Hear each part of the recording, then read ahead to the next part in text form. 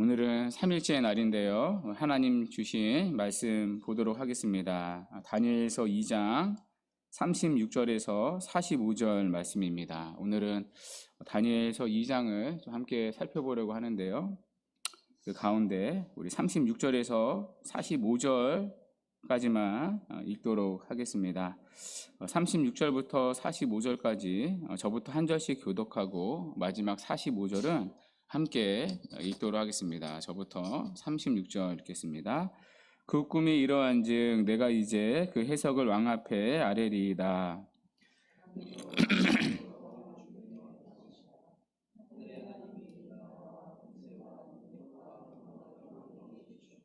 사람들과 들짐승과 공중의 새들 어느 곳에 있는 것을 막론하고 그것들을 왕의 손에 넘기사 다 다스리게 하셨으니 왕은 곧 그 금머리니이다.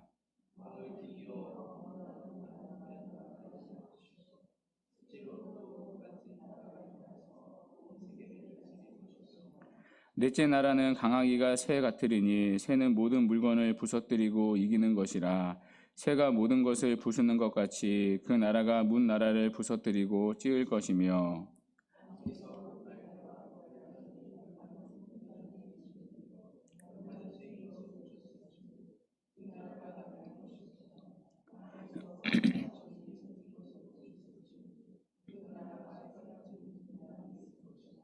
그 발가락이 얼마는 새요 얼마는 진흙인즉 그 나라가 얼마는 든든하고 얼마는 부서질 만한 것이며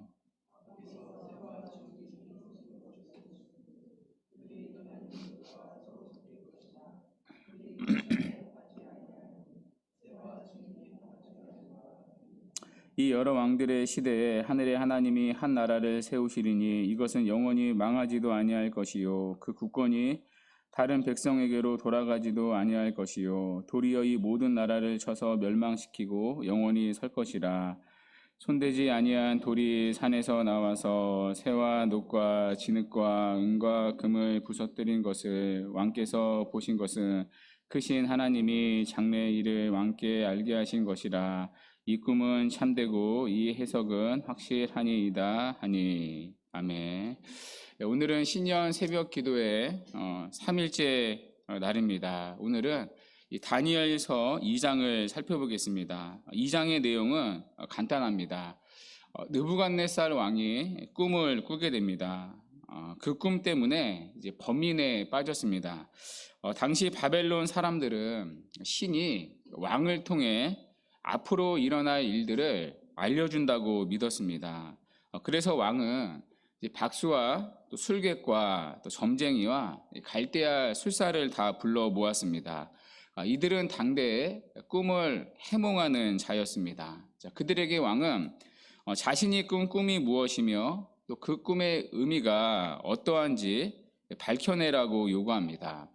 그러나 그들 중 누구도 왕이 꾼 꿈을 알아내지 못했습니다. 그때 다니엘이 등장합니다. 다니엘이 왕이 꾼 꿈을 밝혀내 주었습니다. 그리고 해몽까지 해 주었습니다. 그게 오늘 2장의 내용입니다. 그러니까 2장의 내용은 두 가지가 되는 거죠. 하나는 다니엘이 느부갓네살이 꾼 꿈이 무엇인지 밝혀내는 내용입니다. 또 하나는 그 꿈에 대한 밝혀낸 꿈에 대한 다니엘의 해석입니다. 이 순서대로 하나씩 살펴보도록 하겠습니다. 먼저 느부갓네살이 꾼 꿈의 내용을 살펴보도록 하겠습니다. 그리고 그 꿈에 대한 다니엘의 해몽을 함께 살펴보겠습니다. 먼저 느부갓네살이 꾼 꿈이 나오는데요. 그 내용이 우리가 읽은 본문 앞에 있는 31절에서 35절까지의 내용입니다. 제가 정리를 해드리겠습니다. 느부갓네살 왕은 이 꿈속에서 대단히 큰 동상을 보았습니다. 그런데 재미있게도 이 동상의 재료가 부위마다 달랐습니다. 동상의 머리는 순금, 또 가슴과 팔은 은, 또 배와 넓적다리는 놋, 또 종아리는 쇠, 또 발은 진흙과 새로 섞여 있었습니다. 여러분 동상의 모습이 그려지시나요? 제가 그림으로 준비를 했는데요. 보시면 이런 신상의 모습입니다. 그러니까 왕이 꿈에서 본 이 동상을 표현한 그림인데요. 이 동상의 머리는 이제 순금으로 되어 있습니다. 가슴과 팔은 은, 또 배와 넓적다리는 놋, 또 종아리는 쇠, 또 발은 진흙과 쇠로 섞여져 있습니다. 그러니까 이게 왕이 꿈에서 본 동상의 모습입니다. 아주 독특하게 생긴 신상이죠. 신상의 각 부위가 다른 재료로 이루어져 있습니다. 자, 그런데 갑자기 난데없이 여기 돌이 하나가 없어졌네요. 돌이 있어야 되는데 돌 하나가 날아와서 그 동상에 진흙에 발을 쳐서 동상을 쓰러뜨렸습니다. 자, 그런데 그냥 쓰러진 것이 아니라 겨처럼 바람에 날려서 흔적 없이 사라져 버렸습니다. 자, 그리고 동상을 쳐부순 돌이 온 세상을 가득 채웠다는 것으로 꿈은 끝났습니다. 자, 이게 이제 느부갓네살이 꾼 꿈의 내용입니다. 여러분, 이 꿈은 이제 무엇을 뜻할까요? 만일 신상이 왕의 이 적들을 뜻하고요, 돌이 왕을 뜻하면 어떤 꿈일까요? 자, 그러면 왕이 모두를 박살내고 온 세상의 권력을 차지할지도 모릅니다.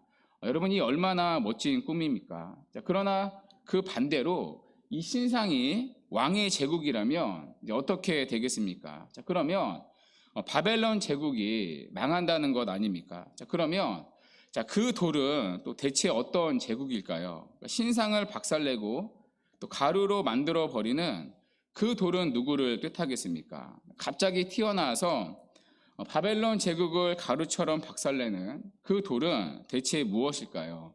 여러분, 이 모든 것이 무엇을 뜻하는 꿈이겠습니까? 다니엘은요, 이제 그 꿈을 해석합니다. 물론 이 다니엘의 능력으로 해석한 건 아니었습니다. 하나님이 이 다니엘에게 깨닫게 하신 거죠. 자, 그게 우리가 읽은 본문 36절에서 45절까지입니다. 한마디로 이 신상은요, 이스라엘 나라를 중심으로 하는 당시 세계의 패권을 다투었던 제국의 흐름입니다. 그러니까 세계의 패권을 다투었던 제국들의 흐름을 미리 하나님이 꿈을 통해 예언을 하신 거죠. 그러니까 말하자면 일어날 역사의 흐름을 보여주는 것이 이 신상의 모습입니다. 한번 그 풀이를 보시겠어요? 다니엘은 왕이 꿈에서 본 신상을 하나씩 해몽합니다. 먼저 우리가 읽은 본문 38절을 한번 다시 볼게요. 우리 38절 다시 한번 읽어볼까요? 시작. 사람들과 들짐승과 공중의 새들 어느 곳에 있는 것을 막론하고 그것들을 왕의 손에 넘기사 다 다스리게 하셨으니 왕은 곧 금머리니이다. 아멘. 먼저 금으로 된 머리를 해석합니다. 금으로 된 머리는 누구를 가리킵니까? 제일 뒤에 보면 왕은 곧 금머리니이다. 금은 곧 왕, 즉 느부갓네살 왕을 상징합니다. 느부갓네살 왕이라는 것은요, 느부갓네살로부터 비롯되는 바벨론 제국을 가리킵니다. 여러분, 그 다음부터 보면요, 다 나라로 나옵니다. 그 다음부터 나오는 건 다 나라인데, 이 바벨론만 유독 느부갓네살 왕 개인이라고 부릅니다. 여기에는 그 이유가 있습니다. 느부갓네살 왕이 곧 바벨론이었기 때문입니다. 이 바벨론은 66년 동안 나라들을 지배했습니다. 이 66년 동안 느부갓네살 왕이 무려 43년을 통치했습니다. 그리고 그가 죽은 다음에 바벨론은 불과 23년 만에 막을 내렸습니다. 그 23년은 쇠퇴와 멸망의 시기였습니다. 그런 이유로 바벨론은 곧 느부갓네살 왕이라고 할 수가 있습니다. 그래서 첫 번째 머리인 금을 바벨론이 아니라 느부갓네살 왕으로 표현하고 있습니다. 이어서 두 번째 나라가 나오는데요. 여러분 39절을 한번 눈으로 보시겠어요? 39절에 보시면 왕을 뒤이어 왕보다 못한, 그러니까 느부갓네살 왕을 말하는 거죠. 왕을 뒤이어 왕보다 못한 다른 나라가 일어날 것이요. 두 번째부터는 나라로 나오고 있죠. 이 두 번째 나라는 왕보다 못한 나라입니다. 그러니까 느부갓네살이 다스린 바벨론 제국보다는 이제 못한 나라라는 뜻이겠죠. 여러분, 이 나라는 어디겠습니까? 역사적으로 보면 이제 바벨론 제국을 무너뜨린 메데 바사입니다. 페르시아 제국을 말하는 거죠. 자, 이 두 번째 제국은 은으로 상징이 되었습니다. 자, 이어서 세 번째 나라가 나오는데요. 자, 39절을 계속 보시면 셋째로 녹 같은 나라가 일어나서 온 세계를 다스릴 것이며, 자, 이 세 번째 나라는 이제 배와 넓적다리에 해당되는 노 제국입니다. 이 세 번째 제국은 어디겠습니까? 역사적으로 보면 이제 페르시아를 무너뜨린 헬라 제국을 말합니다. 알렉산더로 대표되는 이제 헬라 제국입니다. 자, 이어서 네 번째 나라는 40절에 나오는데요. 40절에 보시면 이렇게 얘기합니다. 넷째 나라는 강하기가 새 같으리니 새는 모든 물건을 부서뜨리고 이기는 것이라. 새가 모든 것을 부수는 것 같이 그 나라가 문 나라를 부서뜨리고 찌을 것이며. 자, 이 네 번째 나라는요, 동상의 부위 중에 새로 된 종아리 부분입니다. 자, 이 네 번째 나라는 이제 헬라 제국 다음에 패권을 잡은 나라입니다. 여러분, 어디겠습니까? 바로 로마 제국을 말합니다. 자, 로마 제국은 새로 비유됩니다. 이 당시 쇠, 철은 당시 알려진 물질 중에 가장 강력했습니다. 그만큼 로마 제국은 새에 비유할 만큼 굉장히 강한 나라라는 의미입니다. 자, 그래서 로마 제국에 대한 다니엘의 표현을 한번 보십시오. 40절에 보면 부수다라는 말이요, 세 번이나 반복됩니다. 그만큼 로마는 엄청난 파괴력을 가진 잔인한 제국이라는 예언입니다. 실제로 로마는 앞에 나오는 제국들과 다르게 오랫동안 세계를 지배했습니다. 첫 번째 제국 바벨론은 66년 동안 밖에 지속이 되지 않았습니다. 또 둘째 제국인 메데 바사 제국은 208년 동안 지속이 되었습니다. 헬라 제국은 알렉산더가 죽은 이후에 185년 지속이 되었습니다. 자, 그에 반해 넷째 제국인 로마는 무려 500년 동안 지속이 되었습니다. 그러니까 쇠로 비유된 이 단단한 나라 로마 제국은 가장 오래 지속이 되었습니다. 자, 그리고 마지막으로 이제 발에 해당되는 제국이 나옵니다. 자, 그 제국이 43절에 나오는데요. 자, 이 발은 이제 모습이 굉장히 특이합니다. 그 42절부터 쭉 이제 설명이 되어 있는데요. 새와 진흙이 섞여져 있습니다. 그러니까 새와 진흙으로 섞여 있다는 말은요, 이제 그들이 다른 민족으로 서로 섞인다는 해석입니다. 자, 그런데 이 제국에 대한 해석이 학자들마다 분분합니다. 어떤 학자들은 이제 로마 제국에 대한 부연 설명이다, 그렇게 해석합니다. 다른 학자들은 세상 끝날 때 등장할 새 제국이라고 해석합니다. 어느 해석이 맞는지는 우리가 알 수가 없습니다. 자, 그런데 이 꿈의 초점은요, 이런 제국의 흐름들이 아닙니다. 세상의 제국의 흐름들 가운데 또 다른 나라가 하나 나옵니다. 자, 그 나라의 이야기가 바로 돌이 신상을 쳐서 부수는 이야기입니다. 자, 그 나라의 이야기가 느부갓네살이 꾼 꿈의 핵심입니다. 자, 그 이야기가 34절과 35절에 나오는데요. 자, 우리 앞에 34절과 35절, 그러니까 느부갓네살이 꾼 꿈 마지막 장면이었죠. 34절에서 35절은 우리 함께 붙여서 한번 읽어보도록 하겠습니다. 시작. 또 왕이 보신즉 손대지 아니한 돌이 나와서 신상의 새와 진흙에 발을 쳐서 부서뜨리매 그때 새와 진흙과 녹과 은과 금이 다 부서져 여름 타작 마당에 겨같이 되어 바람에 불려 간 곳이 없었고 우상을 친 돌은 태산을 이루어 온 세계에 가득하였나이다. 아멘. 여러분, 지금 우상, 신상이 서 있습니다. 우상이 서는데 제일 중요한 게 발이죠. 발이 견고해야 우상이 잘 지탱될 수 있습니다. 그런데 이 우상은 아주 독특하게 발의 절반이 쇠이고 절반은 흙입니다. 그 제일 연약한 부분을 돌이 나와서 치게 됩니다. 이 돌은 사람이 손대지 아니한 돌입니다. 사람의 손이 가서 다듬어진 그런 돌이 아니라 우리가 산 같은 데 가면 쉽게 볼 수 있는 돌입니다. 자, 그 돌 하나가 탁 떠서 이 신상에 발을 치게 되자 신상이 다 무너집니다. 자, 그래서 금 머리로부터 시작해서 다리에 이르기까지 산산조각 나면서 다 부서지게 되었습니다. 자, 그런데 그냥 부서지는 정도가 아니라 겨처럼 바람에 불려 흔적도 없이 사라졌습니다. 자, 그리고 이 돌이 태산을 이루어 온 세계에 가득해집니다. 자, 이것이 느부갓네살이 꾼 꿈의 핵심 내용입니다. 그러니까 마지막 돌에 대한 이야기가 이 꿈의 핵심입니다. 자, 그러면 여러분, 이 돌은 무엇을 뜻합니까? 여러 제국을 상징하는 신상을 철저히 파괴하는 돌, 이 세상을 가득 채우게 되는 이 돌은 무엇을 의미합니까? 이 돌에 대한 해석이 본문 44절에서 45절에 나오는데요.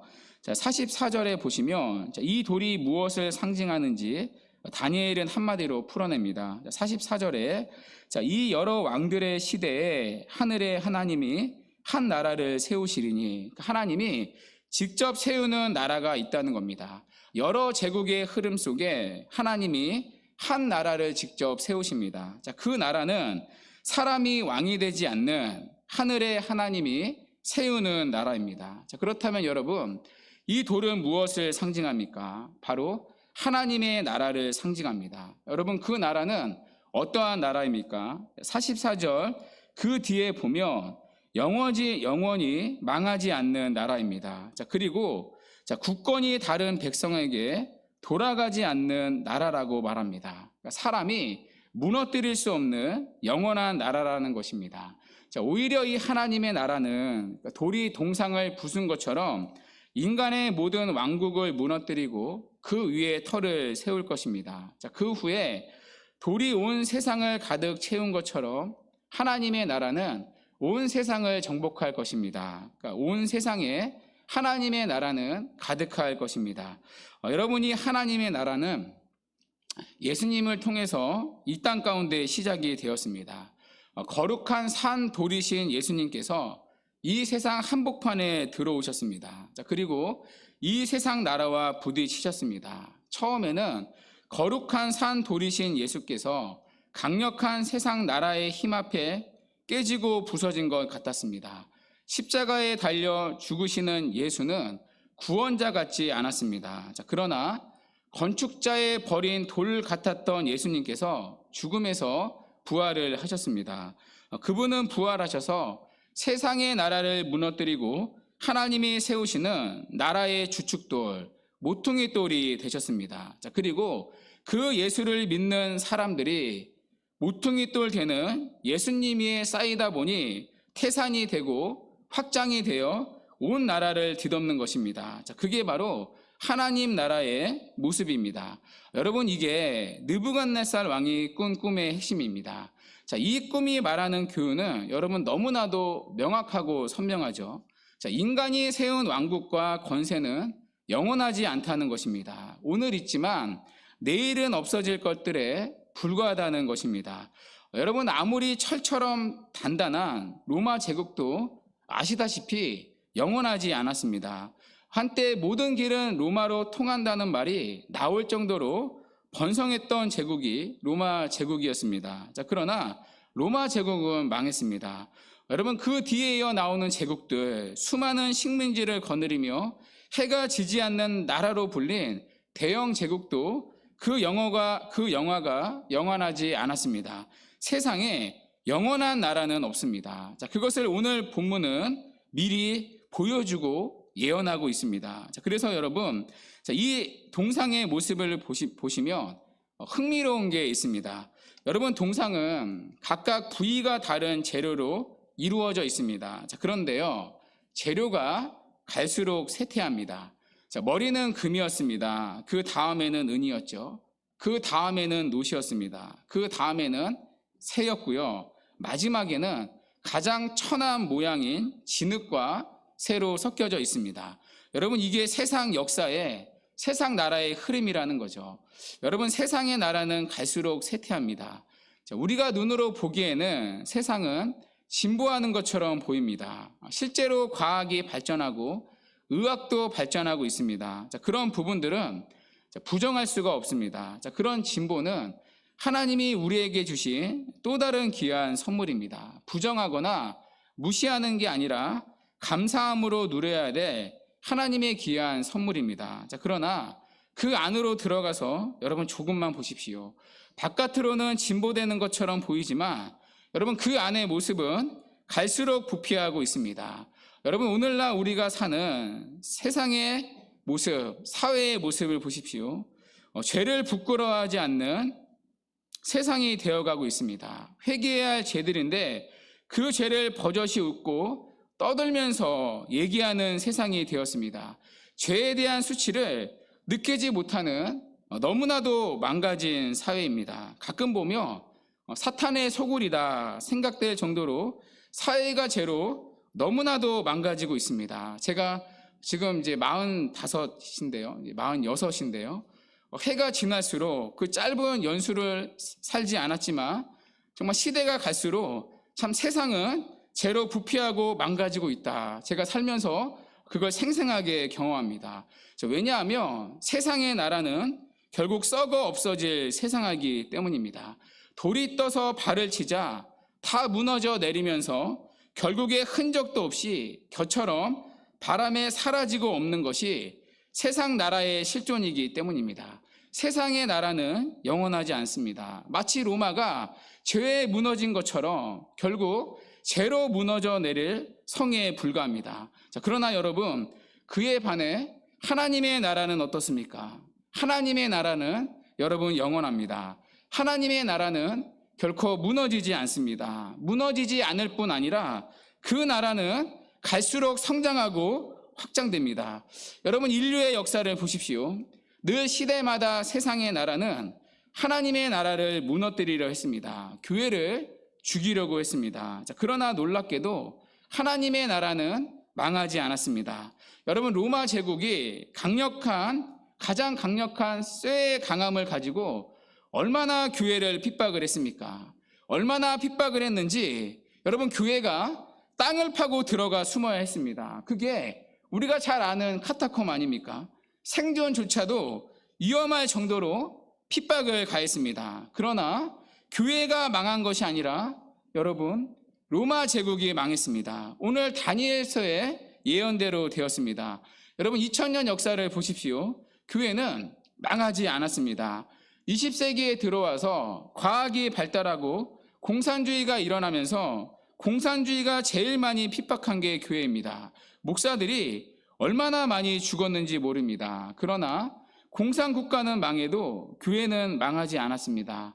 지금도 중국이나 북한은 여전히 교회를 핍박합니다. 숨어서 지내야 할 정도로 숨통을 끊어놓고 있습니다. 그러나 아시다시피 그 북한 땅에서도 그 중국 땅에서도 하나님의 나라는 놀랍게 성장하고 있습니다. 왜냐하면 하나님이 세우신 그분의 나라이기 때문이죠. 또 과학이 발달하면서 여러분 세상은 진화론을 가르치고 있습니다. 학교에서는 진화론이라는 세계관을 가지고 교육을 구축하고 아이들을 교육합니다. 진화론의 등장으로 이제 창조론을 가르치는 기독교는 끝났다. 사람들이 다 그렇게 생각을 했습니다. 그러나 여러분이 보는 것처럼 교회는 망하지 않았습니다. 하나님의 나라는 무너지기는커녕 더 확장이 되었습니다. 오늘 다니엘이 예언한 해석처럼 하나님의 나라는 온 세상에 확장되고 있습니다. 오히려 하나님의 나라를 무너뜨리려는 세상의 제국은 이따가 사라지기를 무수히 반복하지만 그 가운데 하나님의 나라는 없어지지 아니하고 오히려 성장하고 확장되고 있습니다. 그리고 이건 결코 새로운 게 아닙니다. 하나님이 이미 우리에게 말씀하신 바입니다.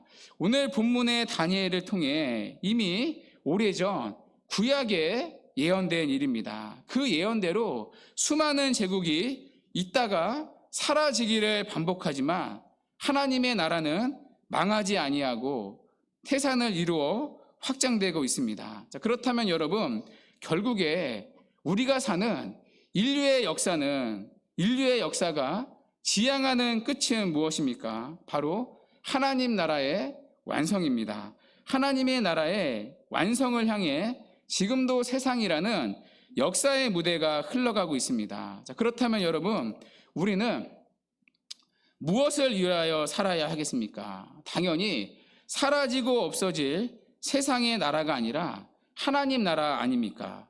자, 만약 그렇다면 여러분, 세상에서 누리는 권력과 또 부와 사회적인 신분이 얼마나 대단한 것들입니까? 없어질 것들인데요. 그건 그저 하나님 나라를 위해 살아가는 여러분 수단에 불과한 거죠.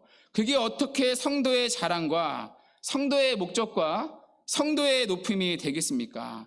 하나님의 나라만 영원히 남는데요. 오직 하나님과 하나님의 나라를 위하는 삶만이 하나님 앞에서 영원히 기억되고 남을 뿐입니다. 자, 그렇다면 주 안에 사랑하는 여러분, 새로운 한 해를 맞이하는 여러분은 지금 어디에 서 계십니까? 여러분은 이 멸망을 거듭하고 있는 세상의 나라를 위해 살아가고 있지는 않습니까? 만일 우리가 세상의 나라를 위해 살아간다면 그것은 결국 가루처럼 부서지고 말 것들입니다.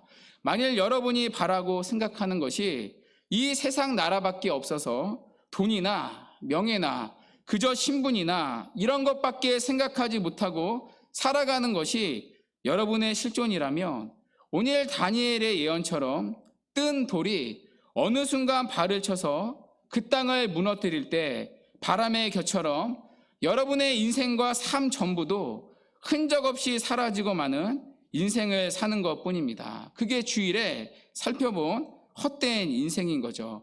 물론 세상에 몸을 담고 있는 우리는 여러분 세상을 섬겨야 합니다. 하나님이 그 세상을 만드셨으니까요. 그러나 우리는 세상을 섬기되 세상 사람들과는 다르게 바르고 구별되게 섬겨야 합니다. 세상을 섬기되 세상의 나라 가운데 하나님의 나라가 임하도록 섬겨야 합니다.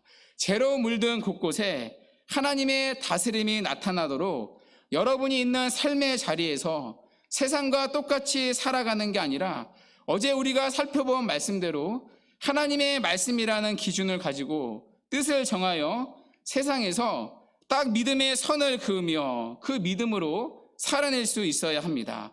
여러분의 세상을 통해, 여러분의 삶을 통해 세상은 하나님의 나라를, 하나님의 통치를, 하나님의 다스림을 볼 수 있어야 합니다. 여러분의 삶을 통해 세상이 하나님 나라 안으로 들어올 수 있게 해야 합니다. 그 삶이 주기도문에서 말하는 이 땅 가운데 하나님의 나라가 임하는 삶입니다. 여러분, 그것이 우리가 바라고 기도하는 소망이 되어야 한다는 거죠. 그것만이 가장 의미 있고 여러분 가장 가치 있는 인생입니다. 그 삶은 결코 헛되지 않는 삶입니다. 왜냐하면 하나님의 나라는 쇠하지 아니하고 영원하기 때문입니다. 지금도 인류의 역사는 결국 하나님의 나라의 완성을 향해 흘러가고 있기 때문입니다. 자, 그래서 하나님은 오늘 우리에게 그 틀림없는 미래를 위해 살라고 말씀하고 계십니다. 바로 완성될 하나님 나라를 위하는 삶입니다. 그러므로 주 안에 사랑하는 여러분, 올 한 해 우리는 무엇을 위해 살아야 하겠습니까? 바로 그 하나님 나라를 위하는 삶입니다. 하나님과 그분의 나라를 위해 살아야 합니다. 그것만이 사라지지 않는 영원한 소망이기 때문입니다. 그렇게 살아갈 때 하나님은 다니엘에게 그랬듯이 우리를 잊지 않으시고 이 땅의 나라 가운데서도 지키시고 은혜를 주실 것입니다. 자, 그러므로 새해를 시작하는 오늘 우리 기도합시다. 하나님, 올 한 해에는 하나님 나라를 위해 살아가기 원합니다. 사라지고 없어질 세상의 나라를 위해 살아가는 삶이 아니라 그 속에서 하나님 나라를 위해 살아가기를 원합니다. 그래서 하나님 앞에 기억되는 믿음의 삶이 되기를 원합니다. 이 기도의 제목으로 한 해를 시작하는 은혜가 있기를 바랍니다. 그래서 올 한 해에는 하나님 나라라는 참된 소망을 붙들고 그 나라를 위해 신실하게 믿음으로 살아내는 참된 삶의 방향을 회복하는 복된 한 해가 되기를 주님의 이름으로 간절히 축원합니다. 아멘.